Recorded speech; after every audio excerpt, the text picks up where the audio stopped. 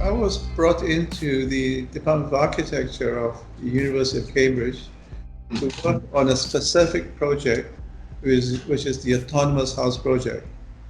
The Autonomous House Project is a project mooted by the American US engineer and architect Buckminster Fuller. And the idea was to design a house which is not connected to the city's utilities. That means it has its own electrical system, sewage system, water supply, food production, and so forth.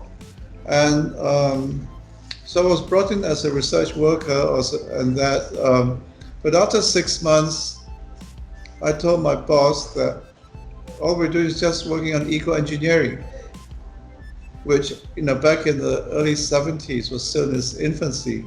We're talking about, I started in 1971, so this was, around that time, we had very little support from the engineering consultancy community, and also decided it wasn't me. I don't think engineering, even as sustainable engineering, was what I was interested in doing at that time. And I said to my boss that we should look at the bigger picture, the ecology of the earth and how we are affecting it and changing it, not just ecology of the earth, of the sea, and of the biochemical cycles. And we should find ways in which we could design with nature to seamlessly and benignly integrate everything that we make and do with nature to be in harmony with nature. So I left the group which was working on the autonomous house, and I got permission from the department to write a PhD on ecological design and planning. So that's how it started. This was back in 1972. And so I finished my doctorate in 1974 and I submitted it in 75, and I think I got awarded it in 76, by which time I had already gone back to Malaysia and started practice as an architect in 1975. But the work I did on my PhD became my life's agenda. And so, that has driven our work since 1975.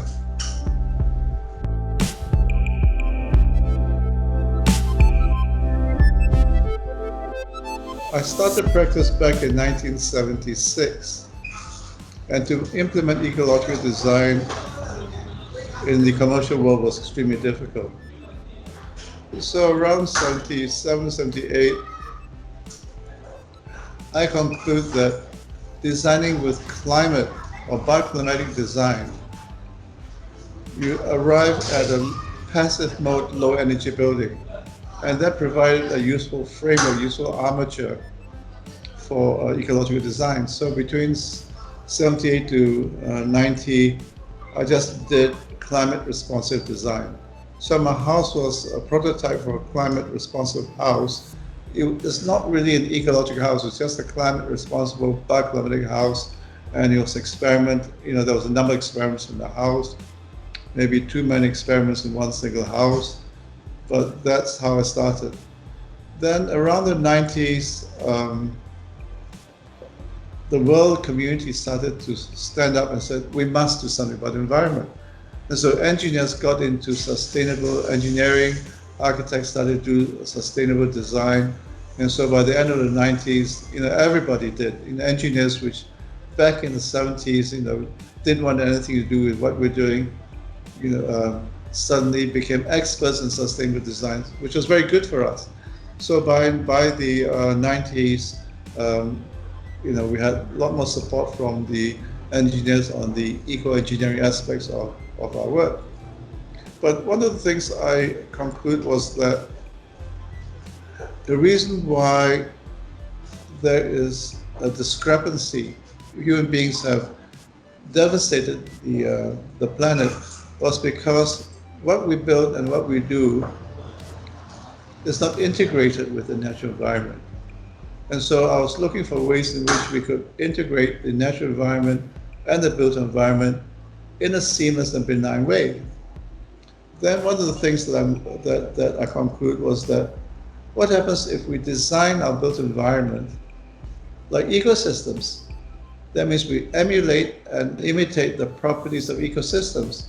And so I started to look at properties of ecosystems, such as ecosystems have, it's a composite of both biotic constituents and abiotic constituents. Abiotic is inorganic, biotic is organic, whereas our own built environment is mostly inorganic, it's mostly abiotic. So I started to put, biotic constituents, vegetation, landscape elements into our architecture. I call this the biological structure of ecosystems. And so one of the things that we have to emulate in our built environment.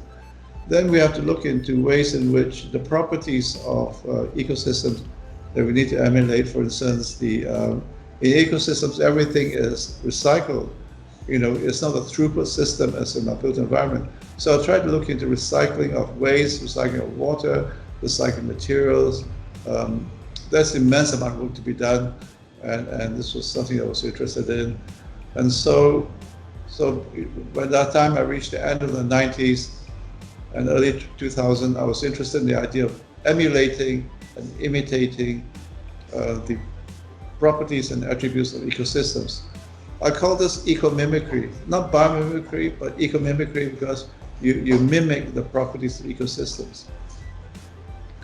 Then around a few years back, around the late 2000 and maybe 10 or 12, I conclude that one of the properties of ecosystems that are the most important property to emulate are the provision of ecosystem services. Ecosystem services are services that ecosystems provide for the planet without human intervention. I mean, examples of ecosystem services would be photosynthesis. Plants, photosynthesize and produces oxygen and absorbs carbon dioxide. But we haven't been able to do this in the built environment.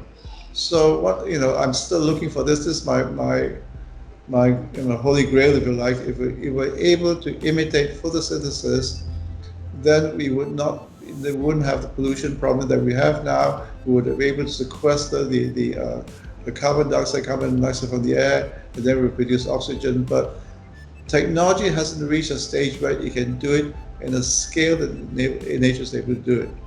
Then another property is that in nature, purifies water. And nature collects its own water, or most of nature anyway, collects the water and recycles it and reuses it within itself and brings it back to the ground. Whereas our human society takes water from the ground, from groundwater, or some of it from the rain, and that after we use the water, it goes on to the impervious surfaces, into the drains, into the seas, gone forever. Whereas in nature, the water that falls on the ground stays on that locality and filters back into the ground to recharge the groundwater. So these are some of the things we need to imitate. And so that is my current research now. I call it eco-mimicry or eco-mimesis, which is emulating the properties and attributes of ecosystems.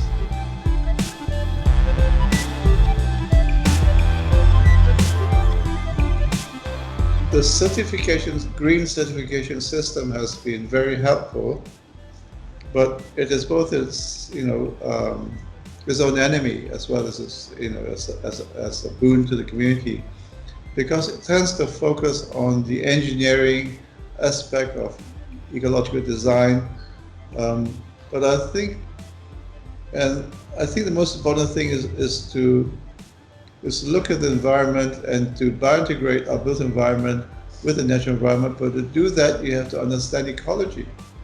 Now, I can't think of that many architects who understand ecology, not of my generation anyway, because we were all brought up in a conventional way. And hopefully the next generation of architects, the curriculum of schools of architecture will teach ecology, because once you study ecology, the perception of the world changes. You look at the world and you will look at green, you're not looking at just vegetation, you think about the species that exist there, how the species exist, what type of species they are, and the biodiversity.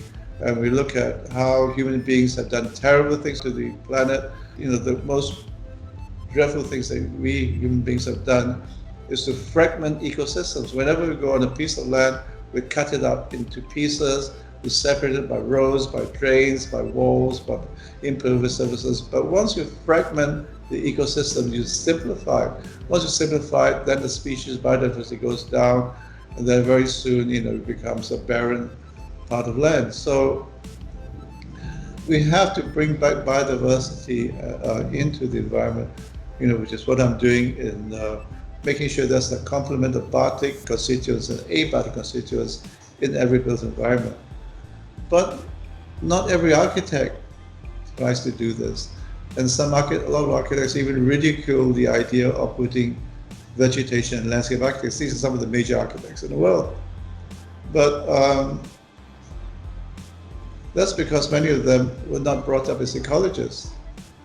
So I think the next generation architects, I have greater hope in them because, if ecology is taught to them in schools of architecture, then they would see the world differently, they would see what they do differently, and they could see that the significance of wanting to biointegrate the built environment with the natural environment is a fundamental aspect of design.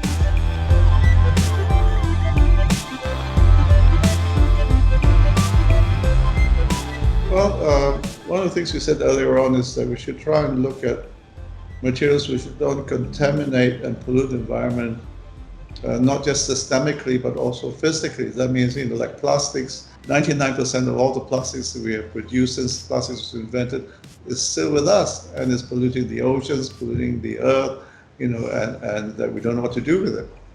And so we should try and design and build and make things, not just buildings, but make things which are either long life or recyclable or biodegradable. Long life means it can be reused as much as we can. Recyclable means, almost immediately recycle, after use or end of its useful life. Or biodegradable, that we can just automatically, that by itself will then be absorbed back into the ecosystems. And so that's one of the things that we should focus on. Then we should try and find ways in which we can produce energy without polluting the environment, because the climate change is caused by burning of fossil fuels. And if we're able to use renewable sources of energy and not the unrenewable, then we won't continue to deplete our fossil fuels. We're able to generate energy in a very productive way. But that means that, not just photovoltaics, but wind energy and tidal energy. We should look into the ways in which we can produce energy, produce what are called net zero energy buildings. That means buildings that do not depend on non-renewable sources of energy. And that is the area of research that we should focus on. But that means not just starting from the point of view of buildings, because making buildings energy efficient is one aspect of the issue, one aspect of the problem. But I contend that ecological design, or designing for sustainability, or designing for a resilient future, you have to start at the regional level. You have to start at the level of what I call infrastructure. Because if the infrastructure is green, then it tends to encourage everything else connected to it to become green. But if you focus on doing just green buildings as incrementals, piecemeal, and that if the piecemeal incremental buildings are connected to an infrastructure that is not green, or like the electricity system, which gets its energy from burning fossil fuels, then the whole system doesn't become green. So this is one of the major things that I hope the world will start to look at sustainable design, not incrementally, but holistically in terms of infrastructure and to change cities. So sometimes I look at planning departments of cities, and they claim, oh, we've got 20 million green buildings in the city. But I said, what's the point of having 20 million green buildings which are green, whereas your infrastructure itself, the transportation systems, the sewage systems, the drainage systems, the water supply systems, the IT systems are not green. So you should start with changing the infrastructure of built cities and make it green first. Then everything else you make and you do connected to it facilitates their becoming green. And so to me, that was one of the most important ideas I had, that green design starts at the level of infrastructure. Then I started to say to myself, what are the infrastructures that we have to make green? So I conclude in my research that there are 4 infrastructures that we must make green. First one is that a built environment, the infrastructure must be green, which I mentioned earlier, a few minutes ago. Then if we must regard nature as an infrastructure, because it becomes the context for everything else we do, then the hydrology of the environment, water itself, is an infrastructure, because the hydrology of the environment, hydrology of the natural systems, have a life of its own, and that has to be biointegrated with the human water systems. Those are the 3 basic infrastructure. But the 4th one is probably the most important one, is our human systems, social, economic, political, institutional, education system. We should make this green as well. So what's the point of having a green infrastructure in nature, green infrastructure in our built environment, green hydrological systems, but we ourselves are not green? And that means that must be radical changes in many aspects of human life. The way we eat, for instance, if we eat beef, it contributes to 20% of climate change, or we are wasteful in the way we use things, in our everyday life. Even our attitudes have to change. I mean, the attitude today is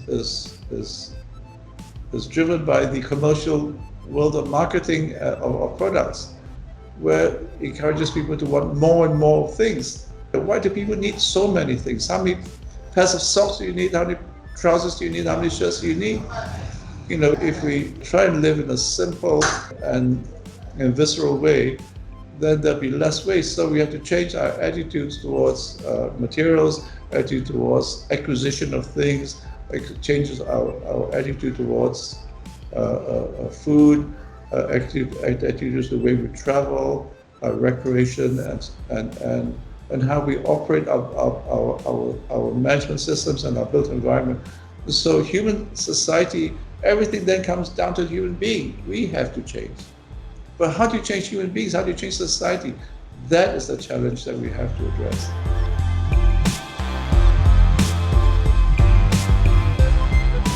That's a rather complex question, because I have an agenda of things that I like to do,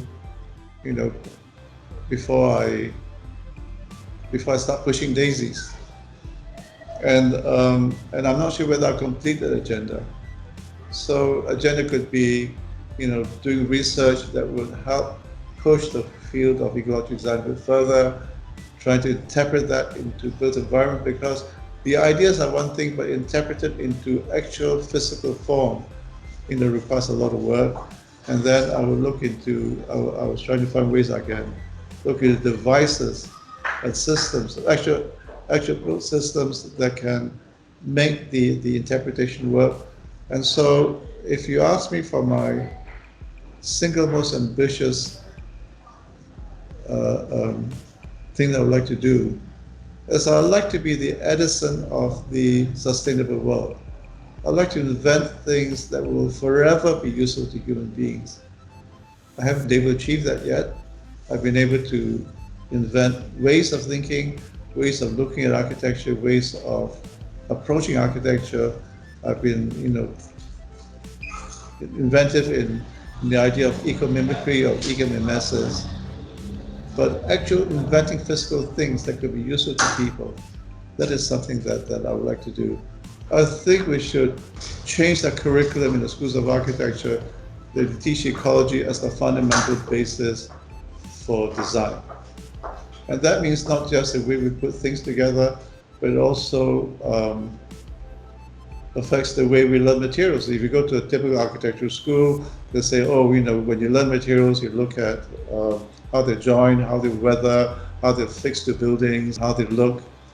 But if you look at materials from the ecological point of view, then schools of architecture should teach how materials are sourced from the ground, how it's processed, how it's put together, how it's fabricated, and how it is recyclable and reusable. So they should look at the whole life cycle of materials, and that requires a total change in the way materials are brought together. When we put materials together in buildings, we should be mechanical because in a sense mechanical means it is physically put together like that. They become taken apart and recyclable. But at the moment, most buildings are chemically bonded. Once they're chemically bonded, it becomes extremely difficult to separate them, extremely difficult to recycle them. And that once you take materials which are chemically bonded, you can only recycle them at a lower grade of use. And so these are things that I think extremely important, and I wish I were able to do that in all my buildings. But of course, the biggest problem today is that to find a client to let you to do that. Most clients have a budget. They say, okay, you go beyond that budget, then it's not viable. We cannot build it. And so at the moment, I did. The rating system that you have, for instance, in a country is different countries have different rating systems, and the highest is platinum level. I've done many platinum levels buildings, but that's not enough. I've done platinum buildings which are maybe 5 to 15% over industry standard for the building type. But ideally, we should have maybe 25, 30 to 40% more, so that we can put more ecological features into the buildings. But I haven't been able to find a client able to do that, because they say, oh, when it's 40% over industry's cost, the project's not viable. We cannot afford it, and that. So I'm looking for the ideal client who will let me do this. I mean, if you look at the, I think what's the building done by Frank Gehry in Paris, the Louis Vuitton building. My God, the budget for that building must be incredible. Now, if I had that budget for that building and I haven't budget for my projects, you would get from me the most ecological buildings that can be achievable within technology today, and that is my golden chalice. This is what I want. That is my dream. I don't know what the Spanish people call me sueño. What I wish to have to do is the 100% ecological building, maximizing all of today's technology. That is what I like to do, but I haven't been able to do that yet. What I'm working on now is the idea of the city in the sky, because if the building touches the ground lightly and you free the ground for nature, then what happens? We change all our cities, all our built environment, and elevate it. Then we let nature restore itself. We let nature reconnect itself. Then I call this, the eco-city in the sky. And that to me is one of the things, another idea that I'm working on now, which is the idea of the city, the ecological city, which doesn't fragment the land, which doesn't cut up the land, is raised above ground, that lets nature reconnect with each other, reconnect and restore itself. That is an idea I'm working on now.